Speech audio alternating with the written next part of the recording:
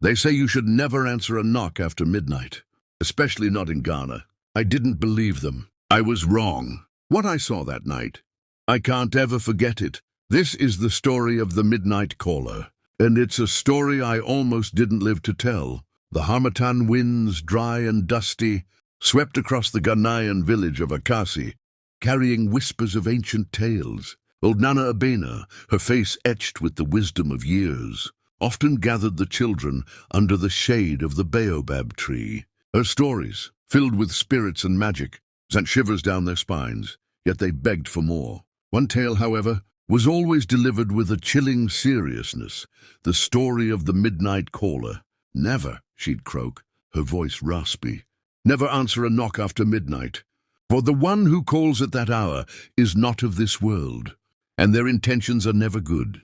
The children, wide-eyed, would promise to heed her warning, but as they grew older, some, like Kwabena, began to dismiss Nana Abena's stories as mere folklore, relics of a bygone era.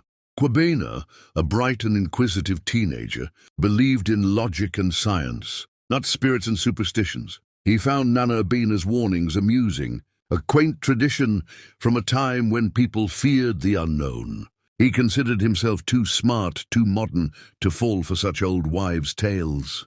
Kwabena scoffed at the fear that gripped the village whenever the wind howled at night. He argued that there were logical explanations for everything, even the strange occurrences that some villagers attributed to supernatural forces. He believed that fear itself was the real monster, preying on the vulnerable and gullible. He saw Nana Abena's stories as a way to control the children, instilling fear to keep them in line. One particularly dry harmattan night, as the wind rattled the windows of his room, Kwabena found himself thinking about Nana Abena's warnings. He chuckled to himself, imagining the villagers huddled in their homes, trembling at every creak and groan. He decided to prove them wrong, to demonstrate that there was nothing to fear in the darkness. He would stay up past midnight, and if he heard a knock, he would answer it, proving that there was no midnight caller, only the wind and their overactive imaginations. The village settled into an uneasy silence as midnight approached. The moon, a sliver in the inky sky, cast long, eerie shadows. Kwabena, despite his bravado, felt a prickle of unease. He tried to shake it off, telling himself it was just his imagination. He sat by the window, watching the swaying branches of the neem tree outside, their skeletal forms dancing in the moonlight. Then he heard it. A soft, insistent knock on the door. His heart pounded in his chest, but he forced himself to remain calm. He told himself it was just the wind, or perhaps a stray animal. He waited, listening intently. The knock came again, louder this time, followed by a low, mournful moan that seemed to emanate from the very air around him. Kwabena's skepticism wavered. The moan sent chills down his spine, and his breath caught in his throat. He knew deep down that this was no ordinary knock, but his pride wouldn't allow him to back down. He had to see who or what was at the door. He rose slowly, his legs feeling like lead, and walked towards the door. He hesitated for a moment, his hand hovering over the latch. He took a deep breath and threw the door open. Standing there, bathed in the pale moonlight, was a figure that made his blood run cold. It was his grandmother, the same grandmother who had died years ago. She stood there, her eyes hollow and her face pale, a faint smile playing on her lips. Kwabena stared at the apparition, his mind reeling. He couldn't believe what he was seeing. His grandmother, dead and gone, was standing before him, as real as the neem tree outside. He tried to speak, but no words came out. He could only stare, his eyes wide with terror. His grandmother's smile widened, revealing teeth that seemed too sharp, too long. A wave of fear washed over him, so intense that he felt like his heart would burst. He wanted to scream, to run, but he was frozen in place, unable to move. He could only watch as his grandmother reached out a hand, her fingers long and bony, and touched his cheek. The touch was icy cold, sending a jolt of pure terror through his body. The morning sun crept over the horizon, casting long shadows across the village. The villagers of Akasi began to stir, preparing for the day ahead. A young boy, on his way to fetch water from the well, noticed that Kwabena's door was open. He peered inside and saw Kwabena sitting in a chair, his eyes wide and staring, his face frozen in a mask of pure terror. The boy ran back to the village, shouting for help. The villagers rushed to Kwabena's house, their hearts pounding with dread. They found Kwabena just as the boy had described him, his body stiff and cold. His face was contorted in a silent scream, his eyes reflecting the unimaginable horror he had witnessed. Nana Abena arrived at Kwabena's house, her face etched with sorrow. She looked at Kwabena's lifeless body, her eyes filled with tears. She shook her head sadly, knowing that her warnings had gone unheeded. She had tried to warn Kwabena, to protect him from the midnight caller, but he had been too proud, too skeptical to listen. She knelt beside Kwabena's body and closed his eyes, whispering a prayer for his soul. She knew that Kwabena's fate was a tragic reminder of the power of the spirit world, a world that many had forgotten, but which still existed, lurking just beyond the veil of the visible. She lamented the loss of the young man, a bright mind lost to disbelief. The villagers of Akasi mourned the death of Kwabena. They knew that his fate was a direct consequence of ignoring Nana Abena's warnings. They whispered amongst themselves about the midnight caller, the entity that preyed on those who dared to venture into the realm of the spirits. They spoke of the old ways, the traditions that had been passed down through generations, traditions that were meant to protect them from the unseen dangers that lurked in the darkness. They remembered the stories Nana Abena had told them, stories of spirits who roamed the night, seeking to claim the souls of the living. They remembered the fear they had felt as children, listening to Nana Abena's tales, and now that fear had returned, stronger than ever. Nana Abena, burdened by the weight of her knowledge, felt a deep sadness. She knew that Kwabena's death was not the first, and it would not be the last. As long as there were those who refused to heed the warnings of the elders, the midnight caller would continue to claim its victims. She carried the burden of this knowledge, the understanding that the world was full of unseen dangers, dangers that could not be explained by logic or science. She knew that she had to continue to share her stories, to keep the traditions alive, to remind the villagers of the importance of respecting the spirit world. It was her duty to protect them, to guide them, to keep them safe from the forces that sought to harm them. As time passed, the memory of Kwabena's fate began to fade, but the fear of the midnight caller remained. Nana Abena continued to share her stories with the children of Akasi, ensuring that the lessons of the past were not forgotten. She taught them to respect the spirit world, to heed the warnings of the elders, and to never, ever answer a knock after midnight. A new generation of children grew up listening to Nana Abena's tales, their imaginations filled with images of spirits and magic. They learned to respect the power of the unseen, to acknowledge the existence of a world beyond their own. They learned to fear the midnight caller, the entity that lurked in the darkness waiting for the unwary. The cycle of life and death continued in Akasi as it had for centuries. Children were born, grew into adults, and eventually passed away, leaving behind their own stories and memories. Nana Abena grew old and frail, her voice barely a whisper, but her stories lived on, passed down from generation to generation. The tale of Kwabena and the midnight caller became a legend, a cautionary tale that served as a reminder of the dangers of disbelief. It was a story that was told and retold, each time adding new details, new layers of fear and mystery.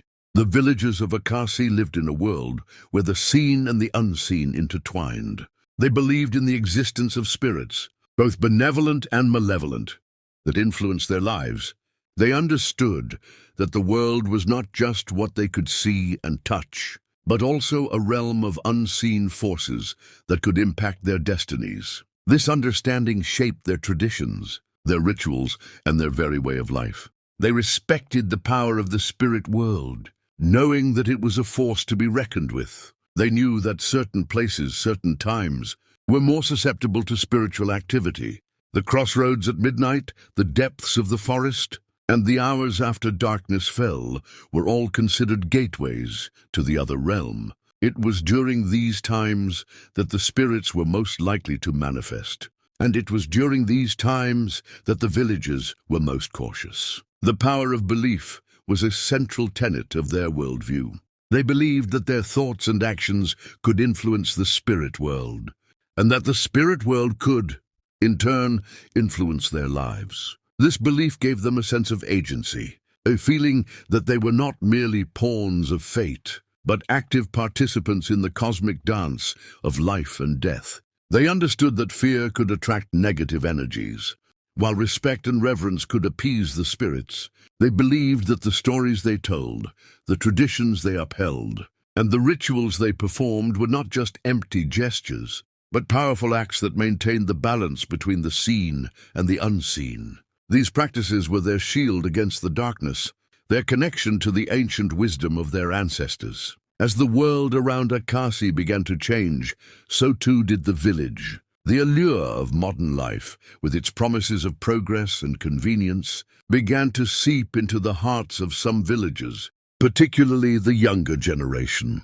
They started to question the old ways, to dismiss the stories of the spirits as mere superstition. They embraced logic and reason, believing that science could explain everything, leaving no room for the mysteries of the unseen world. This shift in perspective worried Nana. Abina, she saw the erosion of their traditions as a dangerous trend, a weakening of their defenses against the forces of darkness. She knew that without the protection of their beliefs, the villagers were vulnerable, exposed to the unseen dangers that lurked in the shadows. Despite the growing skepticism, the whispers of the midnight caller persisted. Every now and then, a chilling tale would emerge, a story of someone who had ignored the warnings and paid the ultimate price. These stories served as a stark reminder of the power of the spirit world, a reminder that the old ways were not just quaint traditions, but essential safeguards. They were whispers from the past, echoing through the present, warning against complacency and disbelief. These whispers, though sometimes faint, were enough to keep the fear alive, enough to remind the villagers that the midnight caller was still out there, waiting for an opportunity to strike. They served as a constant reminder of the delicate balance between the seen and the unseen, a balance that could be easily disrupted by doubt and arrogance. One young man, Kofi, was particularly dismissive of the old stories. He considered himself modern and educated, and he scoffed at the idea of spirits and magic. He believed that the stories of the midnight caller were just a way to scare children, and he made no secret of his disdain for the old traditions. He even mocked Nana Abina, calling her stories outdated and irrelevant. Kofi's arrogance angered the elders, who warned him of the dangers of his disbelief. They told him that mocking the spirits could bring him nothing but misfortune, but Kofi ignored their warnings. He was too sure of himself, too confident in his own understanding of the world, to heed their advice. One night, fueled by arrogance and alcohol, Kofi decided to prove that the stories of the midnight caller were nothing but myths. He announced to his friends that he would spend the night at the crossroads, a place known to be a hotbed of spiritual activity. He dared the midnight caller to come and get him, boasting that he had no fear of the supernatural. His friends tried to dissuade him, reminding him of the stories they had heard, but Kofi was adamant. He was determined to prove them wrong, to show them that there was nothing to fear in the darkness. He set off for the crossroads, his heart pounding with a mixture of excitement and trepidation. As midnight approached, Kofi arrived at the crossroads. The air was thick with an eerie silence, broken only by the rustling of leaves in the wind. The moon cast long, distorted shadows, making the familiar landscape seem strange and unsettling. Kofi tried to maintain his bravado, but a prickle of unease crept into his heart. He told himself it was just his imagination, but he couldn't shake the feeling that he was being watched. He sat down in the center of the crossroads, his eyes scanning the darkness. He waited, listening intently for any sound, any sign of the midnight caller. The silence stretched on, heavy and oppressive. Kofi began to feel a growing sense of dread. Suddenly, he felt a cold breeze, even though there was no wind. The air grew heavy, and a strange, unsettling feeling washed over him. He felt a presence, something unseen, lurking just beyond the edge of his perception. He could feel the hair on the back of his neck standing on end. He tried to convince himself that it was just his imagination, but the feeling was too strong to ignore. He knew deep down that he was not alone. Something was there, something ancient and powerful, something that had been waiting for him. Then he heard it, a soft, whispery voice calling his name. It seemed to come from everywhere and nowhere at once, echoing in his mind, sending chills down his spine. He looked around, but there was no one there. The voice called his name again, closer this time, laced with a chilling sweetness. Kofi's bravado crumbled.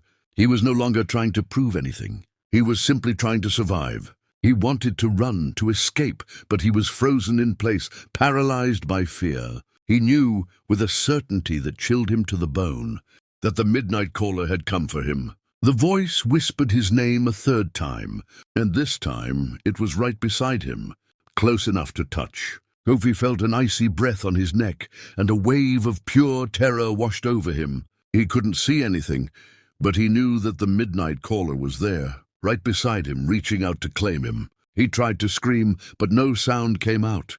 He felt a sharp pain in his chest, as if his heart was being squeezed in a vice. He fell to his knees, his body trembling uncontrollably. He closed his eyes, waiting for the inevitable. He knew that he had made a terrible mistake, that his arrogance had led him to his doom. He regretted his foolishness, his disbelief, his mockery of the old ways. He understood too late the power of the spirit world, the reality of the midnight caller. The first rays of dawn painted the eastern sky with hues of orange and pink. The villagers of Akasi began to stir, preparing for the day ahead. A group of young men, worried about Kofi, decided to go to the crossroads to check on him. They had tried to dissuade him from his foolish challenge, but he had been too stubborn to listen. They feared the worst.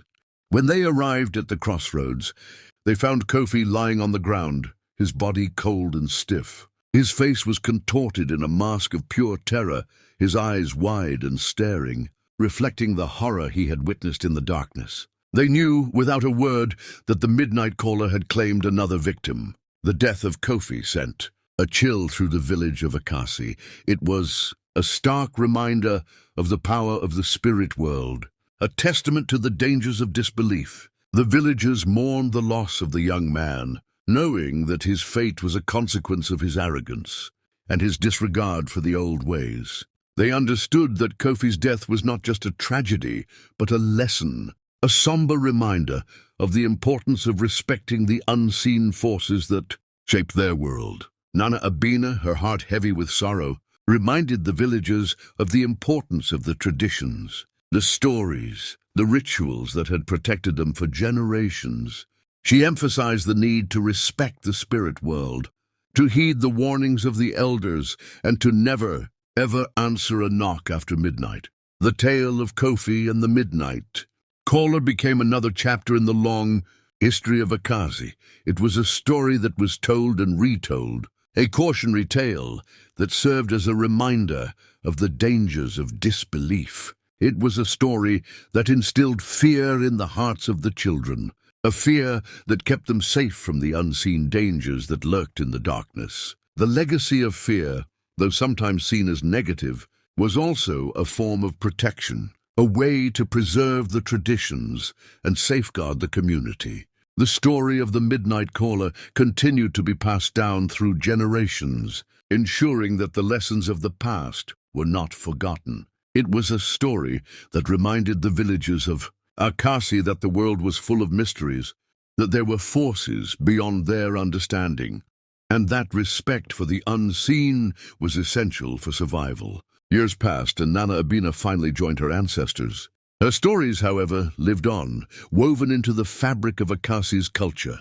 The tale of the midnight caller remained, a chilling reminder of the dangers that lurked in the darkness, a warning that echoed through the generations. The villagers of Akasi continued to respect the spirit world, to heed the warnings of the elders, and to never, ever answer a knock after midnight. The fear, the respect, The traditions, these were the shields that protected them from the unseen world, ensuring that the midnight caller remained a story, and not a recurring tragedy. The whispers in the harmattan continued, carrying the timeless warning, listen to the wisdom of the elders, respect the power of the unseen, and never, ever answer a knock after midnight. So, remember the story of Kofi and the price he paid for his disbelief. The world is full of mysteries, forces beyond our understanding. Respect the unseen, honor the wisdom of those who came before you, and most importantly, never underestimate the power of a good story. These tales, passed down through generations, aren't just entertainment. They hold warnings, lessons. Sometimes they're all that stand between us and the darkness. If you found this story chilling, and you want to hear more tales from the heart of Africa, hit that subscribe button. There are many more stories waiting to be told. Stories that will send shivers down your spine and keep you up at night. Join our community of storytellers and keep the flame of these ancient legends alive. And remember, when you hear that knock after midnight, don't answer the door. Love you all.